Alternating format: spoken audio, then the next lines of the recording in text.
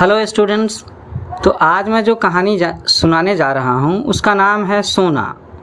तो एक्चुअली में सोना एक कैरेक्टर का नाम है, इसमें एक पालतू जानवर का नाम है सोना। ये बड़ी दिलचस्प कहानी है। इससे यह पता चलता है कि हम मनुष्यों को अपने आसपास के पशु पक्षियों से किस हद तक प्रेम हो सकता है। और हम सब लोग तो प्रकृति के अंग ही हैं ना। मनुष्य, जानवर, पक्षी, पेड़ पौधे, ये सब के सब इस अनमोल प्रकृति के अंग ही तो हैं, प्रकृति की संतान ही तो हैं। तो ये जो कहानी है सोना, ये एक्चुअली में महादेवी वर्मा जी का लिखा हुआ है, जिन्होंने संस्मरण प्रस्तुत किया है, अपनी यादें बताई हैं अपने एक पालतू पशु से प्रेम के बारे में। तो सोना नाम का ये चैप्टर महादेवी वर्मा का लिखा हुआ आपको Bihar board, UP board, DAV school, CBSE, इन सब में 6, 7, 8 की किताबों में कहीं ना कहीं ज़रूर मिला करेगा। वैसे आज मैं जिस किताब से पढ़ रहा हूँ वो डीएवी स्कूल की किताब है 8वीं क्लास के बच्चों के लिए, जिसका नाम है ज्ञान सागर। उसका चैप्टर नंबर 17 सोना। तो लेखिका कहती हैं कि सोना की आज अचानक स्मृति होने का कारण है मेरे परिचित स्वर्गीय डॉक्टर धीरेंद्र नाथ बसु की पौत्री सुष्मिता ने लिखा है। तो लेखिका कह रही हैं कि स्मृति होने का कारण है। स्मृति का मतलब मेमोरीज, याद होना। और वो बता रही हैं कि उन्हें सोना की याद क्यों आ रही है, क्योंकि उनके जो परिचित रहे हैं डॉक्टर धीरेंद्र नाथ बसु, उनकी पोती सुष्मिता ने उन्हें चिट्ठियों में लिखा है। क्या लिखा है कि गत वर्ष अपने पड़ोसी से मुझे एक हिरन मिला था। बीते कुछ महीनों से हम उसे स्नेह करने लगे हैं, परंतु अब मैं अनुभव करती हूँ कि सघन जंगल से संबद्ध रहने के कारण तथा अब बड़े हो जाने के कारण उसे घूमने के लिए अधिक विस्तृत स्थान चाहिए। तो मैं देख रहा हूँ कि किताब में कुछ शब्द बोल्ड लेटर में है। सघन, डेंस, घना जंगल, संबंध, उससे लिंक्ड होना। अब ये जो जंगली जानवर होते हैं, हिरन वगैरह, ये जंगल में ही तो रहते हैं। अब हम मनुष्यों के बीच में प्यार से पल तो जाएंगे, लेकिन वो कहीं ना कहीं अपना जो उनका नेटिव प्लेस है जंगल, उसे वो मिस करेंगे। और उन्हें बहुत लंबे विस्तार में फैले हुए जगह में रहने की, घूमने की, कूदने की आदत होती है। तो वही लेखिका कह रही हैं कि वो अब बड़ा हो गया है तो उसे ज़्यादा घूमने का विस्तृत स्थान चाहिए, है ना। विस्तृत, बड़ा स्थान चाहिए।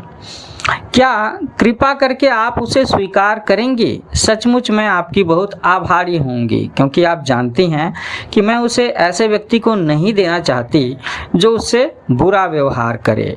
मेरा विश्वास है आपके यहाँ उसकी भली भांति देखभाल हो सकती है। तो बच्चों, आप समझ रहे हो कि क्या बात है कि लेखिका की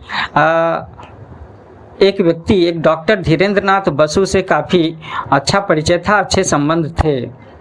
उनकी जो पोती है सुष्मिता, उसने चिट्ठी लिखी है लेखिका महादेवी वर्मा जी को। और चिट्ठी में क्या लिखा है कि सुष्मिता जी के पास में एक हिरन है जिसे वो लेखिका को देना चाहती हैं कि अब वो हिरन लेखिका के पास में रह करके ही उसका पालन पोषण हुआ करे। और कारण क्या है कि सुष्मिता जी के पास में शायद उतनी खुली खुली जगह नहीं है, और उसे महादेवी वर्मा जी के बारे में पता है कि इन्हें पशु पक्षियों से बड़ा स्नेह रहता है, अच्छा ख्याल रखती हैं। अब लेखिका कहती हैं कि कई वर्ष पूर्व मैंने निश्चय किया था कि अब हिरन नहीं पालूंगी, परंतु आज उस नियम को भंग किए बिना इस कोमल प्राण जीव की रक्षा संभव नहीं है। कोमल प्राण जीव कौन है? तो ये हिरन जो सुष्मिता दे रही हैं महादेवी वर्मा जी को। अब सोना भी इसी प्रकार अचानक आई थी। तो अब यहाँ से आगे जो बातें हो रही हैं वो महादेवी वर्मा जी उन्होंने काफ़ी समय पहले कभी एक हिरन को पाला होगा जिसका नाम था सोना। उसकी याद उन्हें आ रही है, उसकी पूरी कहानी याद आ रही है और वही वो बता रही हैं। वो कहती हैं कि सोना भी इसी प्रकार आई थी, परंतु वह तब तक अपनी शैशवावस्था भी पार नहीं कर सकी थी। कहने का मतलब वो काफ़ी छोटा रही होगी, है ना। और ये जो हिरन अभी सुष्मिता जी के पास से आने वाला है वो बड़ा हो चुका है। सुनहरे रंग के रेशमी लक्षों की गांठ के समान उसका कोमल लघु शरीर था। छोटा सा मुंह और बड़ी बड़ी पानीदार आँखें। पानीदार आँखें का मतलब आँखें इतनी साफ निर्मल कि लगता हो जैसे कि उसमें पानी भरा हुआ हो। देखती थी तो लगता था कि अभी छलक पड़ेंगी। तो इन 4-5 पंक्तियों में लेखिका महादेवी वर्मा ने अपने पालतू हिरन सोना के फिजिकल फीचर्स के बारे में बताया है। आगे वो कहती हैं कि सब उसके सरल शिशु रूप से इतने प्रभावित हुए कि किसी चंपक वर्णा रूपसी के उपयुक्त सोना, सुवर्णा, सुवर्ण रेखा आदि नाम उसका परिचय बन गए। कितने सारे नाम दिए गए, सोना, सुवर्णा, सुवर्ण रेखा, है ना। उसका मुंह कितना छोटा सा था कि उसमें सीसी का निप्पल समाता ही नहीं था। अब जैसे जो छोटे जानवर होते हैं उन्हें भी अगर हम लोग पालें तो उन्हें दूध पिलाना होगा, और वो जो किराने की दुकानों में, मेडिसिन की स्टोर्स में निप्पल मिलता है बोतल में लगाने का, उस बोतल में दूध भर करके पिलाते हैं। तो ये इतना छोटा था कि उससे दूध पीना नहीं आता था। फिर धीरे धीरे उसे पीना ही नहीं, दूध की बोतल पहचानना भी आ गया। आंगन में कूदते फांदते हुए भी भक्तिन को बोतल साफ करते देख कर के वो दौड़ आती और अपनी तरल चकित आंखों से उसे ऐसे देखने लगती कि मानो वो कोई सजीव मित्र हो।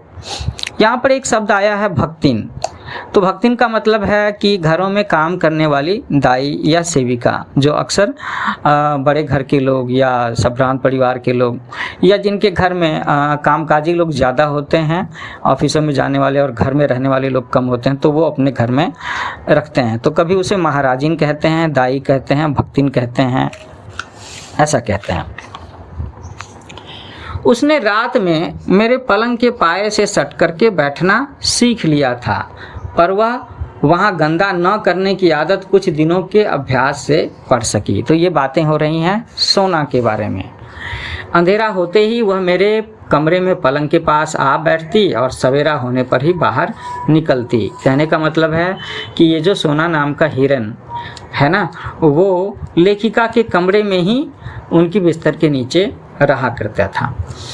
उसका दिन भर का कार्यकलाप भी एक प्रकार से निश्चित था। विद्यालय और छात्रावास के विद्यार्थियों के निकट पहले वह कौतुक का कारण रही, क्यूरियोसिटी का रीजन रही, परंतु कुछ दिन बीतने के बाद वह उनकी भी ऐसी प्रिय साथिन बन गई जिसके बिना उनका किसी काम में मन नहीं लगता था। तो इससे ये पता चलता है कि लेखिका किसी विद्यालय में काम करती होंगी और विद्यालय और छात्रावास के विद्यार्थियों के बीच में भी उनका ये पालतू पशु सोना वो पॉपुलर हो गया था। नाम तो इसका सोना है, तो मुझे लगता है कि मुझे इसे इस कहानी में स्त्रीलिंग रूप में ही इसके लिए सेंटेंसेस का प्रयोग करना होगा। दूध पीकर और भीगे चने खाकर के सोना कुछ देर कंपाउंड में चारों पैरों को संतुलित कर चौकड़ी भरती, फिर वह छात्रावास पहुंचती और प्रत्येक कमरे के भीतर बाहर निरीक्षण करती, ऑब्जर्वेशन करती। सवेरे छात्रावास में विचित्र सी क्रियाशीलता रहती है, काफ़ी एक्टिविटी रहती है ना हॉस्टल में। हाँ, कोई छात्रा हाथ मुंह धोती है, कोई बालों में कंघी करती है, कोई साड़ी बदलती है, कोई अपनी मेज की सफाई करती है, कोई स्नान करके भीगे कपड़े सूखने के लिए फैलाती है, तो कोई पूजा भी करती रहती है।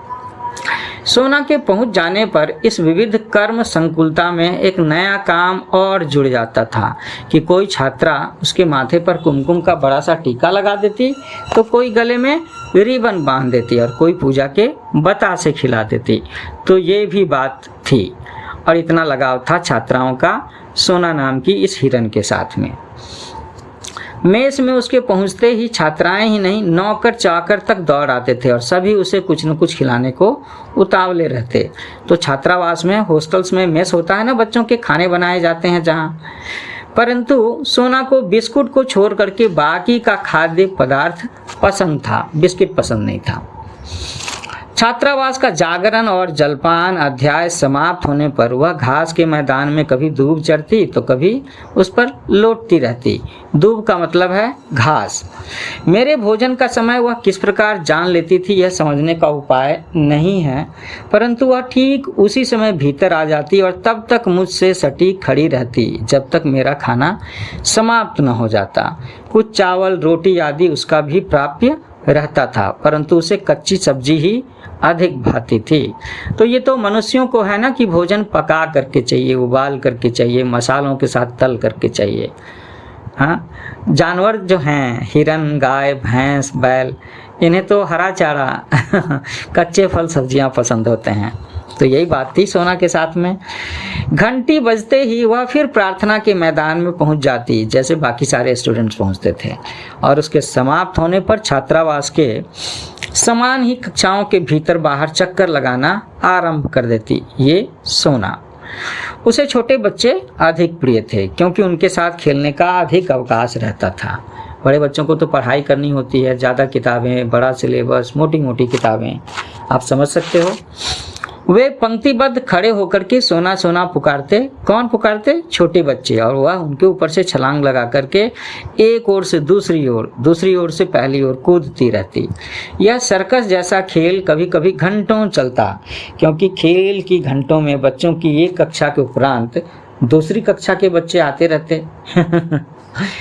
मेरे प्रति स्नेह प्रदर्शन के उसके कई प्रकार थे। किसके? सोना के, है ना। पशु पक्षियों को बोलना नहीं आता, चिट्ठी लिखना नहीं आता, लेकिन वो भी तो अपना प्रेम प्रदर्शित कर सकते हैं, वो दिखाते हैं ना।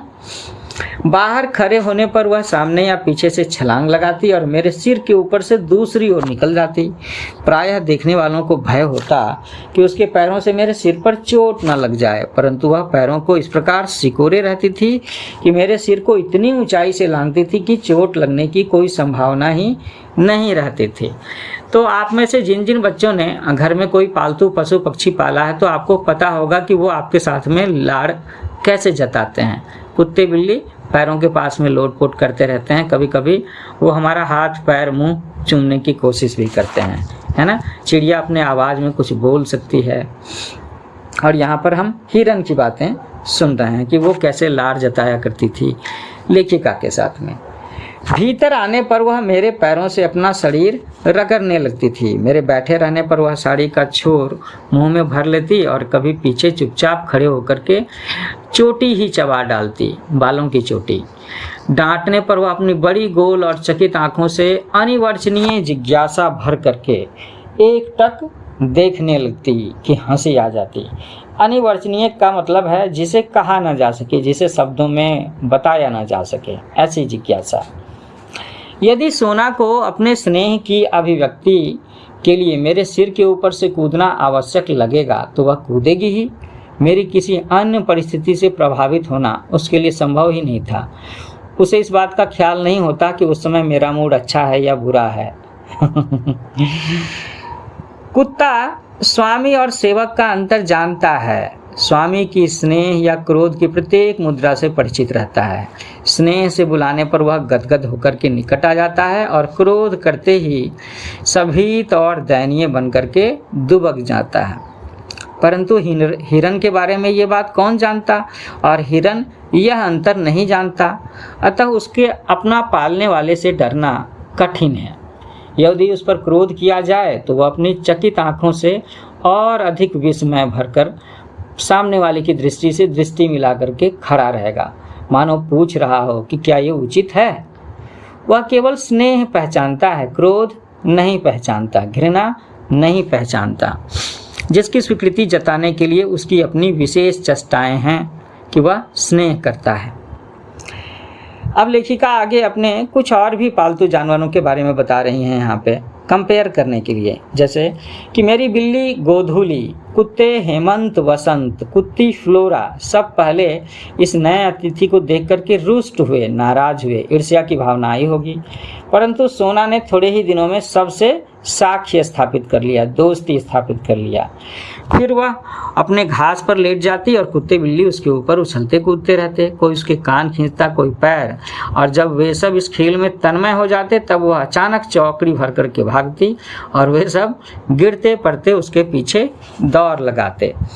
तो बच्चों, इस स्टैंजा से पता लग रहा है कि लेखिका को सच में और भी पालतू पशु पक्षी रखने का शौक था, है ना। एक बिल्ली, 2 कुत्ते, 1 कुत्ती, है ना।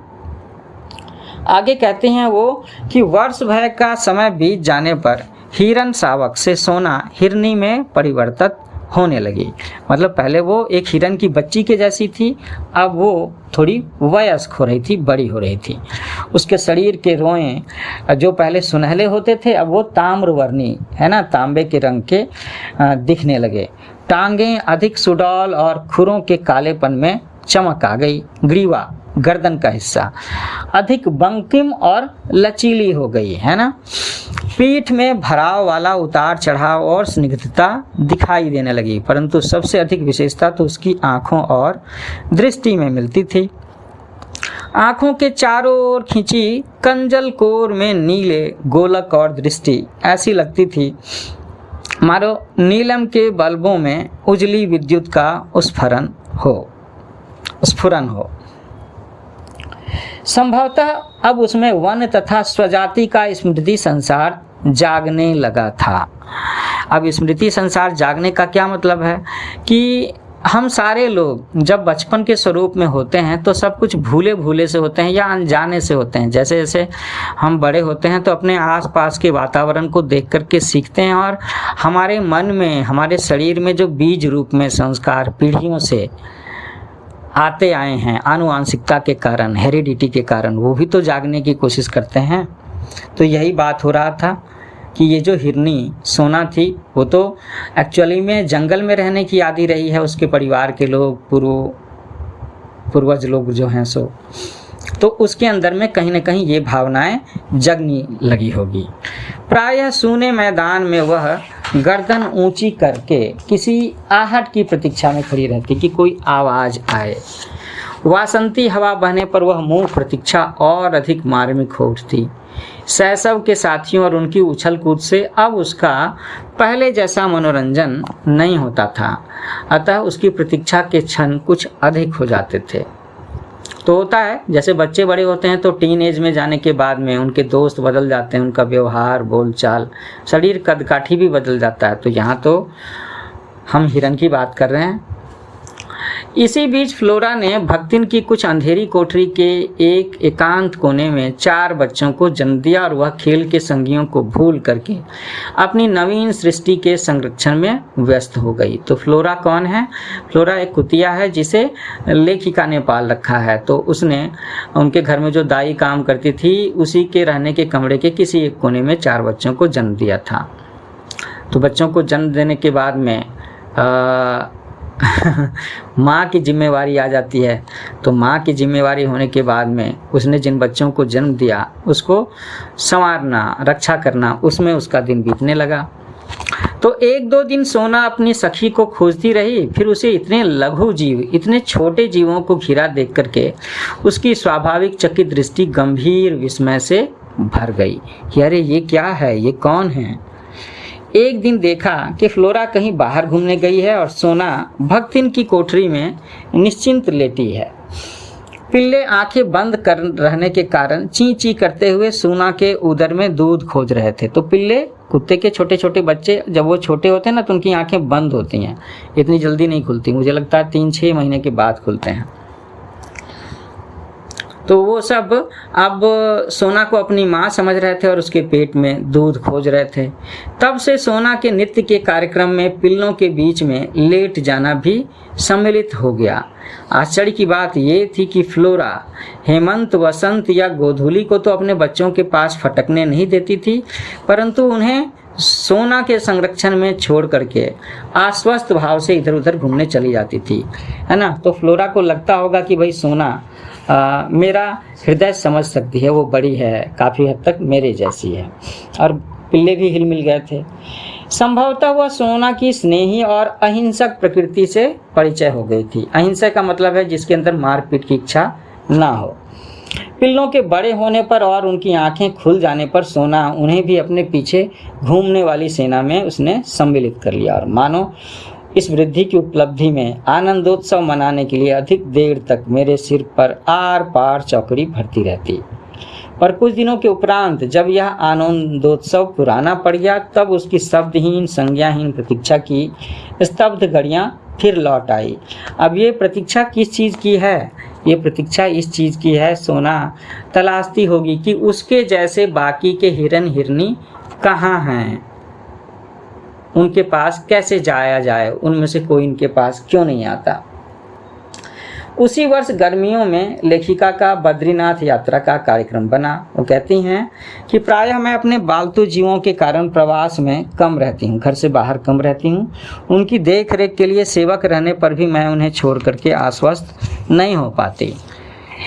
भक्तिन अनुरूप मतलब दाई नौकर आदि तो साथ जाने वाले थे ही, पर पालतू जीवों में से मैंने फ्लोरा को साथ ले जाने का निश्चय किया, क्योंकि वह मेरे बिना नहीं रह सकती थी। छात्रावास बंद था, अतः सोना के नित्य नैमित्तिक कार्यकलाप भी बंद हो गए थे। मतलब उसका जो रूटीन था कि छात्रावास में चले जाना, बच्चों के साथ थोड़ा सा खेलना टहलना, मेरी उपस्थिति का भी अभाव था, अतः उसके आनंदोल्लास के लिए भी अवकाश कम था। तो छात्रावास बंद था और लेखिका प्रवास पर चली गई, तो सोना नाम की हिरनी को अकेलापन ज़्यादा लगने लगा।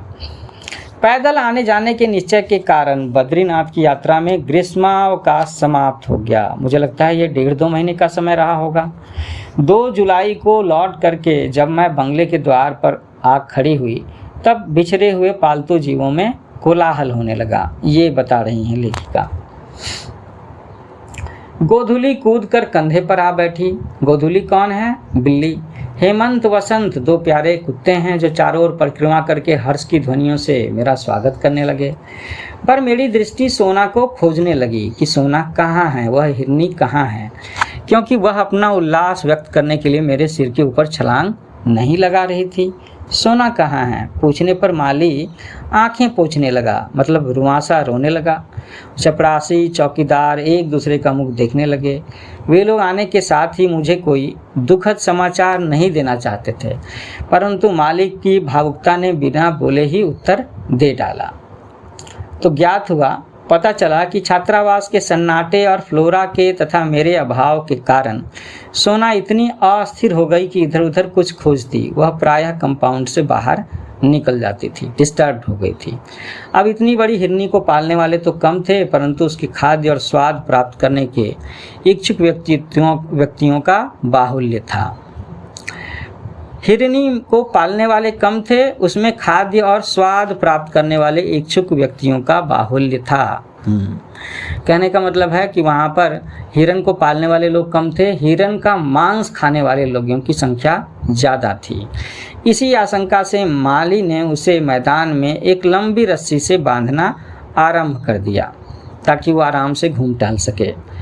एक दिन न जाने किस स्तब्धता की स्थिति में बंधन की सीमा भूल करके वह बहुत ऊंचाई तक उछली और रस्सी के कारण मुख के बल धरती पर आ गिरी। ओहो हो, वही उसकी अंतिम सांस और अंतिम उछाल थी। मतलब वो हिरनी बहुत जोर से ऊंचाई पर उछली और सिर के बल पर ही नीचे गिर पड़ी, क्योंकि उसे रस्सी से बंधे होने के कारण झटके का अंदाज़ा नहीं था। तो वैसे तो हिरन कूदते हैं तो उन्हें ऊंचाई का अंदाज़ा होता है कि हाँ इतने ऊंचे के बाद मुझे नीचे गिरना है, तो ऐसे पैर टिका लेना है और बच जाना है, फिर अगली छलांग लगानी है। लेकिन इसके गले में रस्सी बंधी थी तो इसे इसका अंदाज़ा नहीं हो पाया और वो गिर करके मर गई। सब उसके सुनहले रेशम की गठरी से शरीर को गंगा में प्रवाहित कराए और इस प्रकार किसी निर्जन वन में जन्मी और जन संकुलता में पली सोना की करुण कथा का अंत हुआ। ये कहानी ऐसे खत्म होती है सोना की। तो यह सुनकर के मैंने निश्चय किया कि हिरन नहीं पालूंगी, परंतु सुस्मिता की जो चिट्ठी आई है तो संयोग से मुझे फिर से हिरन ही पालना पड़ रहा है। ये बता रही हैं महादेवी वर्मा जी। तो ये बड़ी इमोशनल कहानी थी और इसमें हम लोगों ने देखा कि लेखिका महादेवी वर्मा जी ने पशु प्रेम के प्रति अपनी भावनाएं जाहिर की हैं और अपने उस संस्मरण को व्यक्त किया है जिसमें कभी उन्होंने सोना नाम की एक हिरनी को पाला था। तो स्टूडेंट, मुझे लगता है आपको ये स्टोरी अच्छी लगी होगी, तो मेरा चैनल न्यू एज कोचिंग उसे सब्सक्राइब ज़रूर कीजिए, लाइक कीजिए, कमेंट्स कीजिए और आप लिख सकते हो कि आप कौन सी कहानी मेरे से सुनना चाहते हो। समय समय पर मैं आपके लिए कहानियाँ, general knowledge, Ramayana, Mahabharata, science, mathematics के टिप्स वगैरह लेकर के आता रहूँगा। So happy learning with new age coaching.